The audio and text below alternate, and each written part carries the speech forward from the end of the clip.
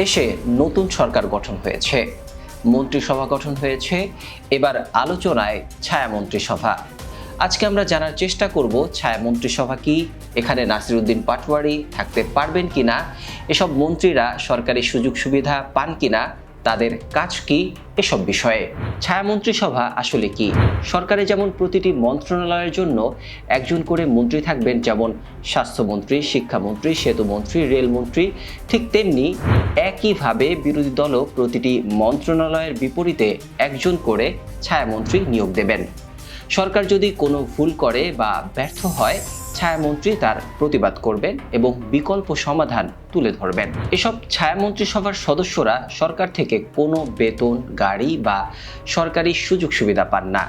এটি সম্পূর্ণ একটি স্বেচ্ছাসেবী রোল। তবে এটি জনগণকে দেখানোর একটি বিশাল সুযোগ যে তারা দেশ চালানোর জন্য কতটা যোগ্য। যখন কোনো মন্ত্রী জানেন যে তার প্রতিটি সিদ্ধান্তের চুলচেরা বিশ্লেষণ করার জন্য ওপাশে একজন দক্ষ ছায়ামন্ত্রী এবং একঝাঁক গবেষক বসে আছেন, তখন তিনি চাইলেই খেয়াল খুশি মতো কাজ করতে পারেন না। এটি রাজপথের পেশিশক্তির রাজনীতি কমিয়ে পলিসির রাজনীতি চালু করতে সাহায্য করে। কারণ ভালো একজন ছায়ামন্ত্রী হতে হলে সংশ্লিষ্ট বিষয়ে গভীর জ্ঞান ও গবেষণা থাকা প্রয়োজন। এভাবে রাজনীতিতে মারামারির বদলে শুরু হতে পারে মেধা ও আইডিয়ার লড়াই। কে কত ভালোভাবে জনগণের টাকার সৎ ব্যবহার করতে পারে সেই প্রতিযোগিতা। বর্তমানে আমাদের রাজনীতিতে একজন নেতা কত বড় তা মাপা হয় তার কত বড় মিছিল আছে এবং তিনি কত জোরে স্লোগান দিতে পারেন তার উপর। কিন্তু ছায়ামন্ত্রী গঠন হলে মাপা হবে যোগ্যতা দিয়ে।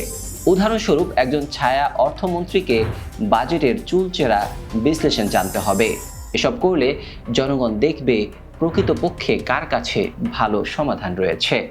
এবার আসা যাক, নাসিরউদ্দিন পাটোয়ারী কি ছায়া মন্ত্রিসভায় থাকতে পারবেন?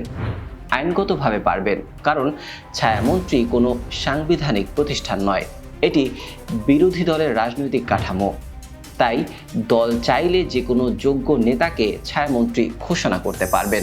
শুধু নাসিরউদ্দিন পাটোয়ারী নয়, দল চাইলে মামুনুল হক, সার্জিস আলম, আসিফ মাহমুদ সহ অনেককেই এই শ্যাডো ক্যাবিনেটে যুক্ত করতে পারবেন। তবে এই ছায়া মন্ত্রিসভা তখনই কার্যকর হবে যখন তারা শুধু সমালোচনা নয়, তথ্যভিত্তিক সমাধান দেবে। গবেষণা, মাঠ তথ্য ও দক্ষতা থাকলে এটি রাজনীতিতে নতুন মানদণ্ড করতে পারে। তাই যদি এটি সফলভাবে করা যায় এবং যারা ঠিকভাবে দায়িত্ব পালন করছেন না তাদেরকে চাপের মুখে রাখা যায়, তবে রাজনীতিতে ইতিবাচক পরিবর্তনের সূচনা হবে।